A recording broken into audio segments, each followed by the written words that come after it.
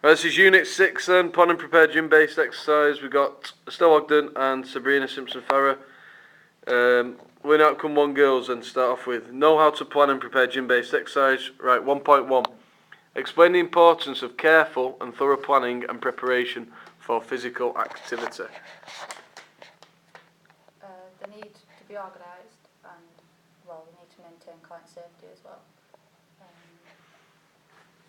The exercise has to be suitable for the client. And Yep. the client needs to know their targets as well. Good. Right, 1.2. Outline the needs and potential of the clients, including reasons for and barriers to participation in the activity.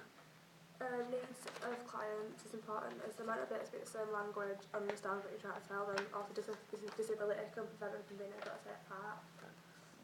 Anything else?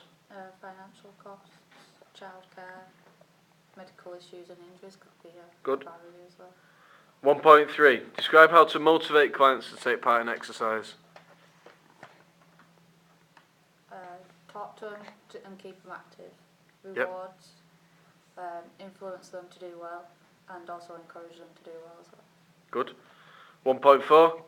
Describe exercises that are safe and appropriate for clients, including alternatives to potentially harmful exercises.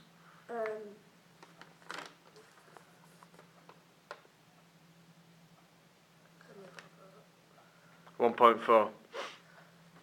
So, describe exercises that are safe and appropriate for clients, including alternatives to potentially harmful exercises. Don't push them too hard on something they're not strong enough to do because it'll harm them. Yeah. Knowledge on the exercise. Yeah. A PARQ questionnaire as well, and target the sessions to a certain type of clients. Good. 1.5. Identify safe and effective alignment of exercise positions. NAMSET and techniques and angles correct.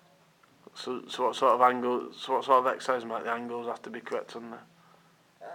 Leg extensions. Leg curls. Yeah. Good. Describe how to plan to use a range of cardiovascular and resistance machines, including free weights, barbells, dumbbells, collars and benches. So how would you plan to use cardiovascular machines? You plan it on what intensity to use and what inclines and declines to use. Good. And then what about resistance machines? On the weights, what weight to use and things like that.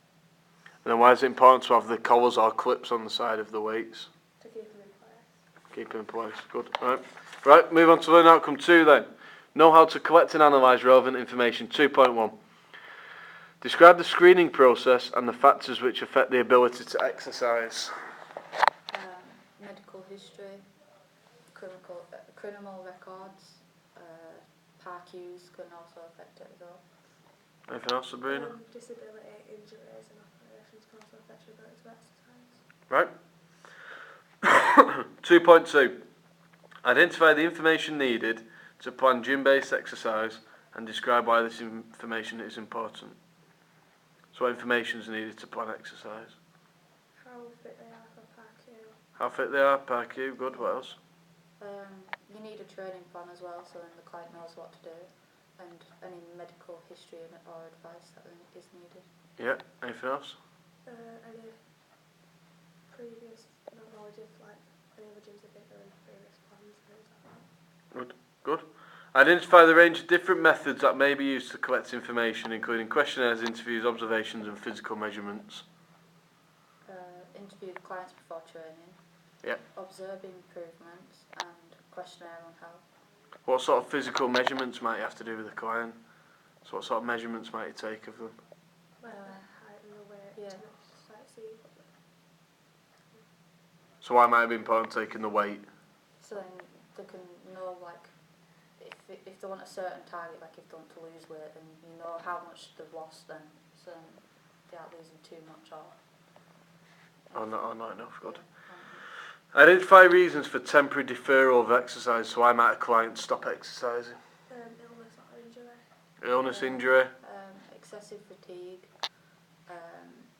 like inappropriate clothing and footwear can stop them as well, and equipment that could sort of stop the exercise, because it could, if they aren't wearing the correct footwear, then it could like damage any ligaments in the feet. Okay.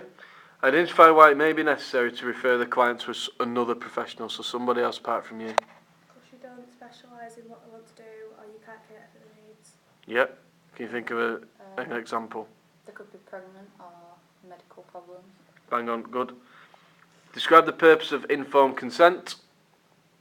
Age consent and legal consent as well. Good. It's needed. Why is that important then?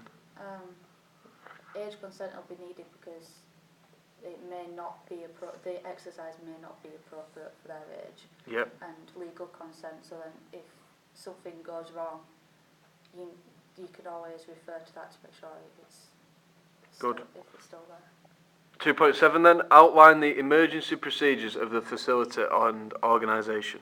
So emergency procedures. We know about fire exits and Yeah. what to do in cases like serious storms, hurricanes or tornadoes and like bomb threats. Yeah. You need registers as well, so you know like who's there and who's not. What's it called where you've got to get everybody out of the building? Begins with an E. Escape plan. Yeah. So an escape plan or evacuation plan. Yeah. Right, good. Explain the purpose of the PARQ. So why do you do a PARQ and how to record and interpret the information provided? To make sure the person's ready to work out in the gym, and also to know how hard to work them and transmit the information to a workout plan. Yeah. And you have to record it accurately and clearly as well. Good. Where might you keep that information?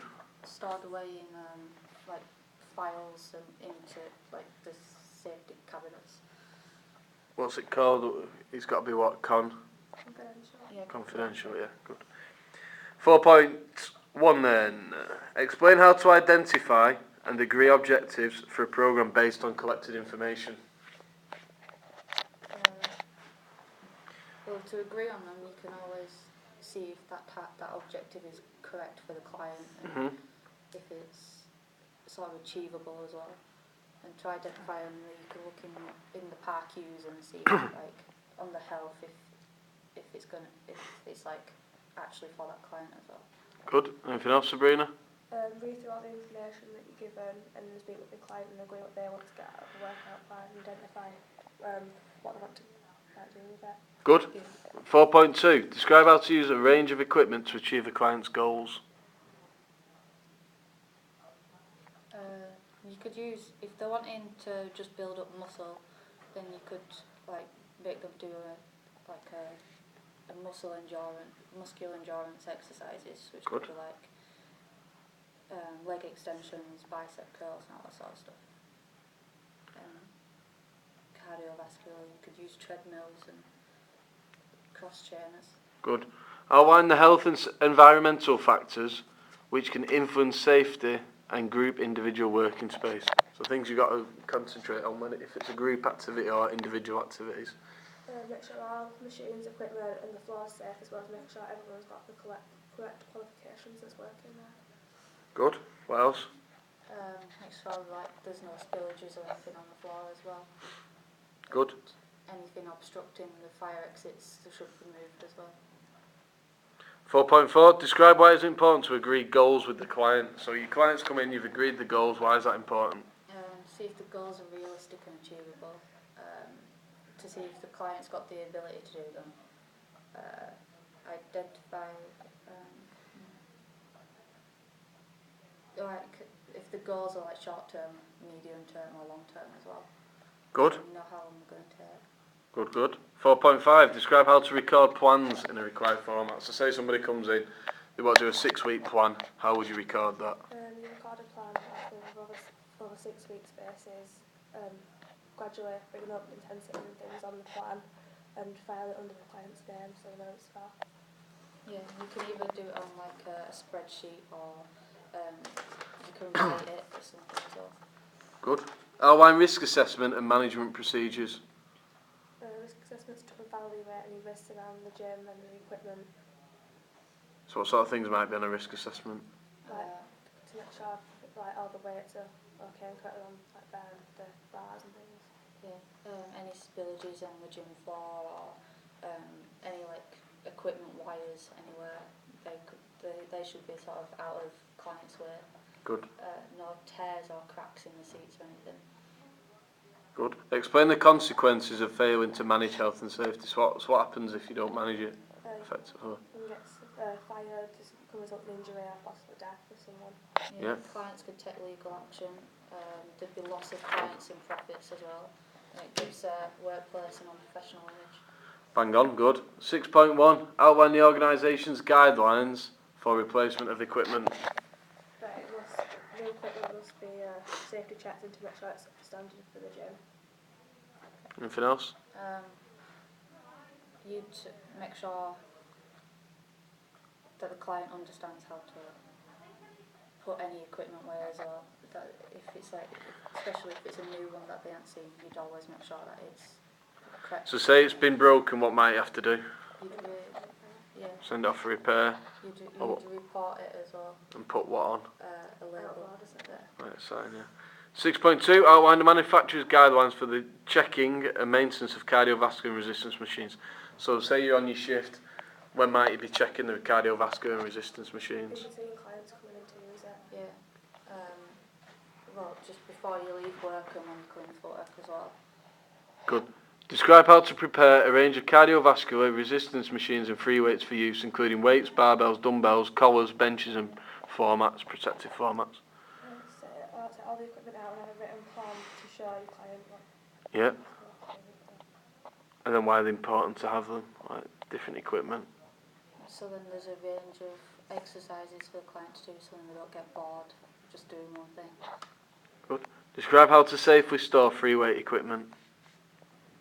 Store free weights in holsters in the correct size slots. Yeah. And you put them out of the way of clients to so then they don't trip up over them or anything. Identify what to look for when collecting equipment, when checking equipment, sorry. Look for any breakages and the equipment snags on it or tears. Yeah, to make sure it's correctly oiled as well to prevent the equipment from going rusty. Good. Describe safe manual handling techniques. Handle it in an appropriate manner to refrain from getting injured by it. So say you're picking up a weight, what's the technique for that then? You make sure you've got a correct sort of grip on it so it's not like going to drop or anything.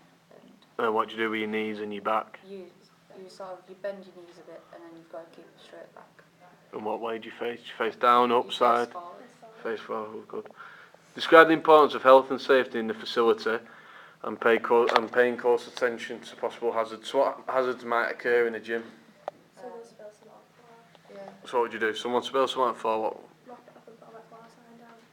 Yeah. Good. It protects clients and staff as well, and there could be like one of the plugs not plugged in properly. It could cause an electric shock or something. So you'd make sure they're all plugged in. Yep.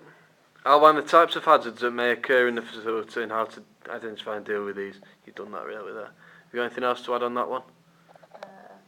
Well, fires, you'd make sure fire extinguishers are easy to access. Good. Broken equipment just send off to be repaired and make sure no one that uses it. Describe reporting procedures for health and safety. Report sheets and write down any incidents that happen and the date that happen. Yeah. You tell your manager as well so then they know. Good. Explain how to ensure an instructor is fully prepared to instruct gym-based exercise. Have them train other members of staff to make sure they're up for the job and actually Yeah. training people. Yeah, you'd make sure that they've got like appropriate clothing as well and footwear and that they've got good timekeeping and organisation skills. And then what about the qualifications? Yeah, check all. What sort of qualifications might they need then? Gym instructing, like say nutrition and health would be quite good for it as well. Anatomy and physiology. Yeah, anatomy and physiology. Health and safety, Yeah, first aid. First aid. Good.